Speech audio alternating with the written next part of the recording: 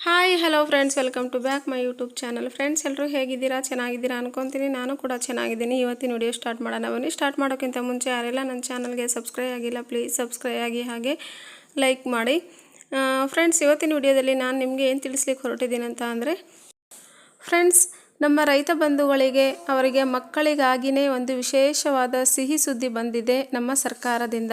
ನಮ್ಮ ಸರ್ಕಾರದಲ್ಲಿ ರೈತರ ಮಕ್ಕಳಿಗಂತಲೇ ಕೆಲವೊಂದು ಸ್ಕಾಲರ್ಶಿಪ್ಗಳನ್ನು ಬಿಟ್ಟಿದ್ದಾರೆ. ತುಂಬ ಒಳ್ಳೆಯ ಸ್ಕಾಲರ್ಶಿಪ್ ಇದು. ಯಾರೆಲ್ಲ ಅಪ್ಲಿಕೇಬಲ್ ಇದ್ದೀರಾ ಎಲ್ಲರೂ ಕೂಡ ಅಪ್ಲೈ ಮಾಡ್ಬೋದು. ನಾನು ಕೂಡ ರೈತನ ಮಗಳೇ ಹೌದು. ಆದರೆ ನಾನು ಅಪ್ಲಿಕೇಶನ್ ಹಾಕೋಕ್ಕಾಗಲ್ಲ. ಯಾಕಂತ ಅಂದರೆ ನನಗೆ ಏಜ್ ಲಿಮಿಟ್ ಆಗಿದೆ ಮತ್ತು ನಾನು ಸ್ಟೂಡೆಂಟ್ ಅಲ್ಲ. ಯಾರೆಲ್ಲ ರೈತರ ಮಕ್ಕಳಿದ್ದಾರೆ ಎಲ್ಲರೂ ಸ್ಟೂಡೆಂಟ್ ಆಗಿದ್ದರೆ ಅಂದರೆ ಅವರು PUC ಮೇಲಾಗಿರಬೇಕು. 10ನೇ ತರಗತಿ ಒಳಗಿರೋರಿಗೆ ಎಲ್ಲರಿಗೂ ಕೂಡ ಇದು ಅವಕಾಶ ಇರಲ್ಲ. 10ನೇ ತರಗತಿ ಮೇಲಿರುವ ಎಲ್ಲ ವಿದ್ಯಾರ್ಥಿಗಳಿಗೂ ಕೂಡ ಈ ಅವಕಾಶ ಒದಗಿ ಬಂದಿದೆ. ಎಲ್ಲರೂ ಕೂಡ ಈ ಅಪ್ಲಿಕೇಶನ್ನ ಹಾಕಿ. ಫ್ರೆಂಡ್ಸ್, ಈ ಅಪ್ಲಿಕೇಶನ್ ಬಂದುಬಿಟ್ಟು ಎಲ್ಲ ರೈತರ ಮಕ್ಕಳು ಕೂಡ ಹಾಕೋಕ್ಕಾಗಲ್ಲ. ಕೆಲವೊಂದು ರೈತರ ಮಕ್ಕಳು ಹಾಕಬೇಕು ಇದನ್ನು. ಯಾಕಂತ ಅಂದರೆ ಕೆಲವೊಂದು ನಿಯಮಗಳಿವೆ. ಸರ್ಕಾರದವರು ಅಪ್ಲಿಕೇಶನ್ ಬಿಟ್ಟಿದ್ದಾರೆ, ಅದರಲ್ಲಿ ಕೆಲವೊಂದು ಅಡೆತಡೆಗಳನ್ನು ಇಟ್ಟಿದ್ದಾರೆ. ಎಲ್ಲರೂ ಕೂಡ ರೈತರ ಅಂತ ಹೇಳ್ಕೊಂಡಿರ್ತಾರೆ, ಹೊಲ ಇರುತ್ತೆ, ಎಲ್ಲ ಇರುತ್ತೆ, ಹೇಳ್ಕೊಂಡಿರ್ತಾರೆ ಅಂತ ಅಂದ ತಕ್ಷಣ ಎಲ್ಲರೂ ರೈತರ ಮಕ್ಕಳಿಗೂ ಹಾಕೋಕ್ಕಾಗಲ್ಲ ಈ ಅಪ್ಲಿಕೇಶನ್ನ. ಸರ್ಕಾರದಿಂದನೇ ಕೆಲವೊಂದು ಅವರಿಗೆ ಇವರೇ ರೈತರು ಅಂತ ಹೇಳಿ ಅವರಿಗೆ ಕೆಲವೊಂದು ID ಗಳನ್ನು ಕೊಟ್ಟಿರ್ತಾರೆ. ಆ ID ಇರುವಂತಹ ಮಕ್ಕಳು ಮಾತ್ರ ಈ ಅಪ್ಲಿಕೇಶನ್ನ ಹಾಕಬೇಕು. ಅದು ಯಾವ ಥರ ID ಕೊಟ್ಟಿರ್ತಾರೆ ಸರ್ಕಾರದವರು ಅವರಿಗೆ, ಮತ್ತು ಯಾವ ಥರ ಇವರು ರೈತರೇ ಅಂತ ಹೇಗೆ ಕಂಡುಹಿಡಿತಾರೆ ಅಂತ ಹೇಳೋದಕ್ಕೆ ಮುಂದೆ ನಾನು ವಿಡಿಯೋದಲ್ಲಿ ಮುಂದೆ ಎಲ್ಲ ಎಕ್ಸ್ಪ್ಲೇನ್ ಮಾಡ್ತಾ ಹೋಗ್ತೀನಿ ಬನ್ನಿ. ರೈತ ವಿದ್ಯಾನಿಧಿ ವಿದ್ಯಾರ್ಥಿ ವೇತನ 2024-25 ಅರ್ಹತೆ ಮಾನದಂಡ.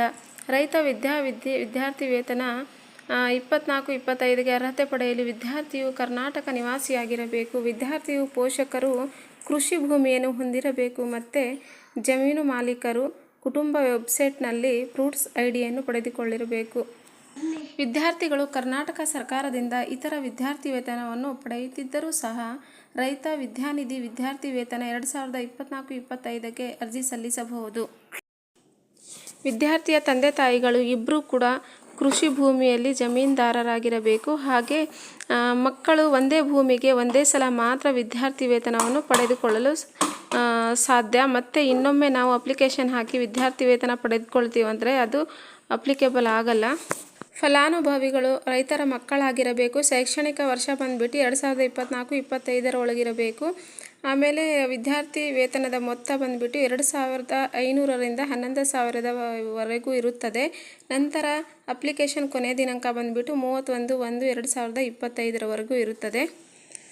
ಇಲ್ಲಿ ಬಂದುಬಿಟ್ಟು ರೈತ ವಿದ್ಯಾರ್ಥಿ ವೇತನದ 2024-25 ಹಣ ಕೋರ್ಸ್ ಯಾವ ಥರ ಇರಬೇಕು ಅಂತ ಅಂದರೆ, PUC ಮಾಡುತ್ತಿರುವ ರೈತರ ಮಕ್ಕಳಿಗೆ ಹುಡುಗರಿಗೆ 2,500, ಹುಡುಗಿಯರಿಗೆ 3,000. ಅದೇ BA BCom BSc ಮಾಡುತ್ತಿರುವ ಹುಡುಗರಿಗೆ 5,000, ಹುಡುಗಿಯರಿಗೆ 5,500. ಅದೇ ವೃತ್ತಿಪರ ಕೋರ್ಸ್ ಮಾಡುತ್ತಿರುವಂತಹ ವಿದ್ಯಾರ್ಥಿಗಳಿಗೆ 7,500, ಹುಡುಗಿಯರಿಗೆ 8,000. ನಂತರ ಸ್ನಾತಕೋತ್ತರ ಪದವಿ ಓದುತ್ತಿರುವ ಹುಡುಗರಿಗೆ 10,000, ಹುಡುಗಿಯರಿಗೆ 11,000ವನ್ನು ನೀಡಲಾಗುತ್ತದೆ. ಇಲ್ಲಿ ಕೆಲವೊಂದು ಡಾಕ್ಯುಮೆಂಟ್ಸ್ಗಳಿರಬೇಕಾಗುತ್ತೆ. ಏನು ಡಾಕ್ಯುಮೆಂಟ್ಸ್ ಇರಬೇಕಂತ, ಫ್ರೂಟ್ಸ್ ID ಇರಬೇಕು, ವಿದ್ಯಾರ್ಥಿ ಪೋಷಕರ ಆಧಾರ್ ಕಾರ್ಡ್ ಇರಬೇಕು, ಮತ್ತು SLCಯಲ್ಲಿ ನಾವು ಅಪ್ಲಿಕೇಶನ್ ಹಾಕಿರ್ತೀವಲ್ಲ ಸ್ಕಾಲರ್ಶಿಪ್ಪಿಗೆ ಅದರ ಕೆಲವೊಂದು ಡಾಕ್ಯುಮೆಂಟ್ಸ್ ಇರಬೇಕು. ನೋಡಿದ್ರಲ್ಲ ಫ್ರೆಂಡ್ಸ್, ಇವತ್ತಿನ ಮಾಹಿತಿ ಹೇಗಿತ್ತು ಅಂತ ಹೇಳಿ ಕಾಮೆಂಟ್ ಬಾಕ್ಸಲ್ಲಿ ಕಾಮೆಂಟ್ ಮಾಡಿ. ಓಕೆ, ಬಾಯ್.